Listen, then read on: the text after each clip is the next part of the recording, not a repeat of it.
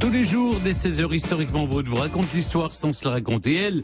Elle nous raconte des histoires uniques. C'est Clémentine Portier-Kaltenbach. Et unique, c'est surtout la fille qu'a eu Joseph Staline, son nom, Alilouyeva.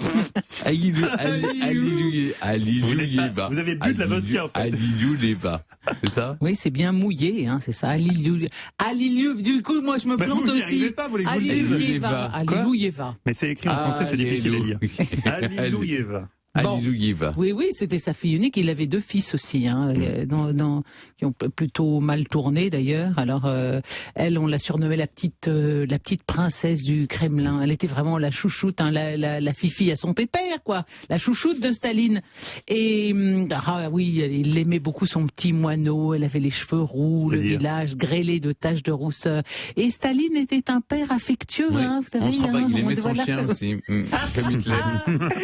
En 32, quand elle a 6 ans, Svetlana perd sa mère, qui était la seconde épouse de Staline. Et on va lui raconter que sa mère est morte d'une appendicite, alors qu'en réalité, elle s'était suicidée, elle s'était tirée une balle dans la tête.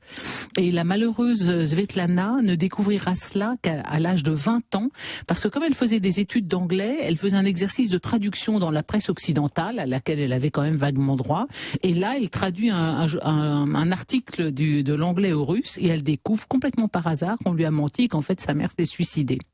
Ça va quand même gâter un peu ses relations avec son père. Et à 16 ans, juste avant la guerre, là aussi ça va gâter les choses. Elle tombe amoureuse d'un réalisateur juif qu'elle veut épouser, Alexis Kapler. Et Staline ne veut pas en entendre parler. Bon, il est vrai que sa fille a 16 ans et Kapler 40, mais enfin, il est jaloux, et puis surtout Kapler est juif. Donc c'est vraiment l'antisémitisme de Staline qui parle, et Staline expédie Kapler en Sibérie. Ah non. Et oui, il va y passer 10 ans, vous vous rendez compte, là, la fille du dictateur qui tombe amoureuse de vous, du gars, allez hop là vous, en Sibérie, 10 ans. Bon. Staline oblige Svetlana à faire des études d'histoire, la malheureuse, vous vous rendez compte, cette purge, alors qu'elle préférait la littérature russe et l'anglais. Elle deviendra d'ailleurs prof de littérature russe et d'anglais.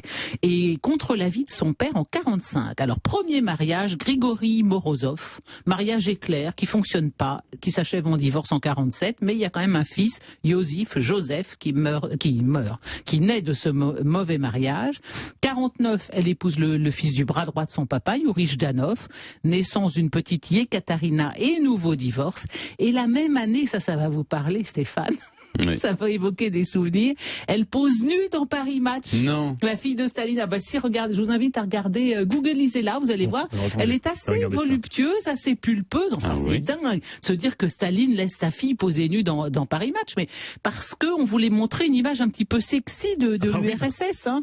Bon, les rapports père-fille avant la guerre se gâtent carrément. Et Khrouchtchev a raconté dans ses mémoires qu'il avait vu Staline empoigner Svetlana par les cheveux pour l'obliger à danser avec lui le soir du réveillon 1952. Ils avaient quand même des relations devenues assez étranges.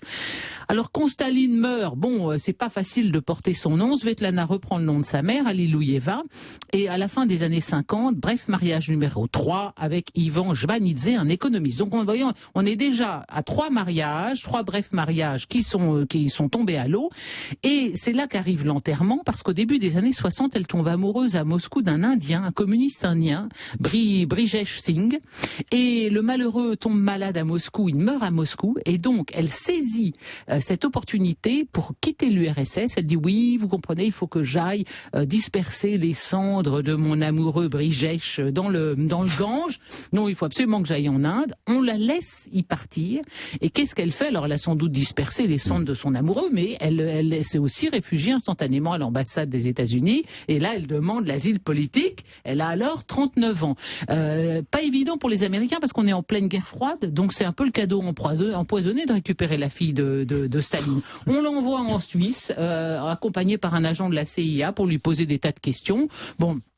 Elle en profite pour négocier. C'est en même temps une prise de guerre pour les Américains. Oui, c'est une prise de guerre, mais c'est pas facile de l'avoir chez soi. Qu'est-ce que vous faites de la fille de Staline? On l'a chopée. C'est ce qui s'est passé d'ailleurs. Hein. Alors on lui a envoyé en Suisse des représentants des avocats, représentants d'un grand éditeur américain, qui lui ont donné $1,5 million pour son manuscrit, 20 lettres à un ami qu'elle avait emporté avec elle, et livre qui lui rapportera $2,5 millions, qu'elle dilapidera et qu'elle donnera de l'argent aussi pas mal à des associations de réfusniks, de dissidents.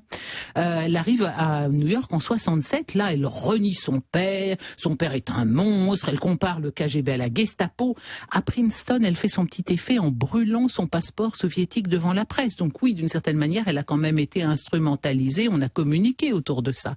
Elle déclare qu'elle a détesté être la fille de Staline, qu'elle aurait préféré que son père soit un simple cordonnier géorgien. Peu importe où je vais, je serai partout la prisonnière politique du nom de mon père. Ah, là, pour une fois, je me suis pas plantée avec l'accent espagnol. Bon, le problème, c'est que si vous voulez, en quittant la Russie, elle a quand même laissé derrière elle son fils Joseph, qui a 22 ans, sa fille Yekaterina, 17 ans, qui va devenir une vulcanologue réputée dans le Kamchatka, est une communiste convaincue et ne voudra plus entendre parler de sa mère qu'elle considère comme une traître.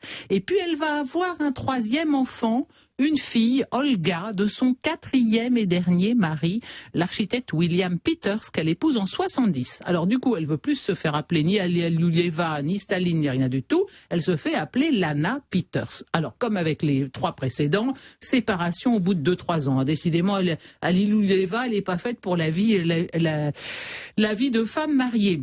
Et le rebondissement étonnant dans cette histoire, c'est qu'en 83, elle repart, elle va habiter d'abord pendant 10 ans à Cambridge avec sa fille Olga, elle repart en Union soviétique, elle redemande la nationalité pour elle, pour sa fille. C'est un retour, un retour aux sources pour pouvoir aller voir ses enfants. Elle va s'installer en Géorgie et à Tbilissi, très exactement, mais elle est plus du tout adaptée à la vie soviétique. En plus, elle se rend compte quand elle vit en Géorgie que son père est encore vénéré en Union soviétique et ça lui plaît pas du tout. Donc elle retourne à nouveau aux États-Unis en 86 et là, elle y mènera une vie paisible et rangée avec sa fille Olga.